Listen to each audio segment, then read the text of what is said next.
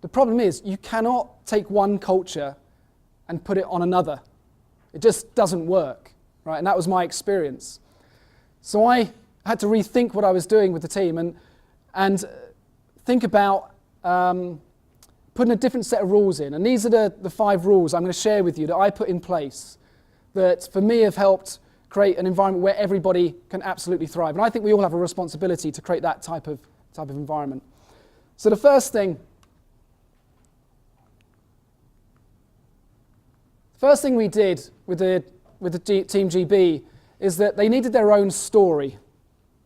They needed their own story, not one that I was trying to force on. Our story happened over 10 years. It was organic. You can't just recreate that. But I had 9 months before the World Championships. And their story, what they came up with, was that they wanted to look, act and feel like a Pool A team. To look, act and feel, not to win the gold medal in Pool B, but to look, act and feel.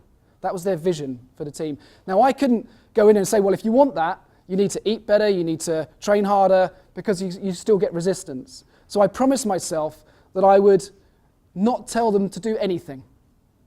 And I would just ask them. If that's what you want to achieve, I would just ask them the questions. There were some things I had to put in place around strategy and how we would play the game, but I wanted them to come forward with everything, for them to thrive and really own it, like we had. The other thing is I wanted to create leaders in the team, in Team Great Britain. I didn't want followers are good for the ego. They're not good for business, right? They're not good for sustaining change. They're not good for creating a high performance culture. So I wanted to create leaders, and that's my captains. I always say to you, you need your captains, you need your assistant captains out there. You need people who can influence change. And we needed change. The other thing is I promised that we would embrace failure. Absolutely embrace it, because what I could see was a group of players who were paralyzed by the fear of failure, and it was preventing them from playing at their full potential. So we said we'll embrace it. Embrace the unknown. When the street cruiser switched to rollerblades, it was a failure. But we came back stronger and we ended up winning. And when you take a risk, it's going to go one of 2 ways, isn't it? It's going to be a really good experience and you learn from it, or it might be a not so great experience and you learn from it, right? So either way, it's a bonus.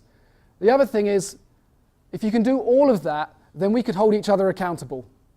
We could look each other in the eye and feel absolutely trusted that we would do what we said we would do.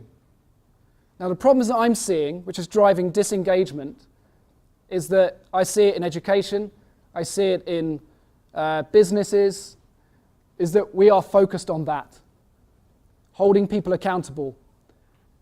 Businesses are getting better, and the reason why they're getting better is because they realize that if you engage people, if you help them find their purpose, it means they're more productive, they will be more engaged, and that means more profit.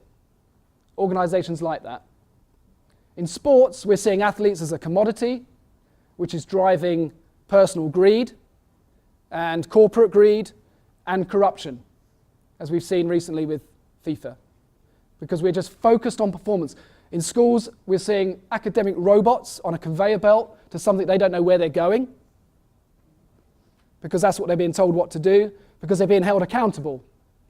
What's this one? That's a D grade. Send it back. Yeah, the system is not working. And we need to rethink how we can create an environment where everybody can thrive, feel inspired, and operate at their full potential.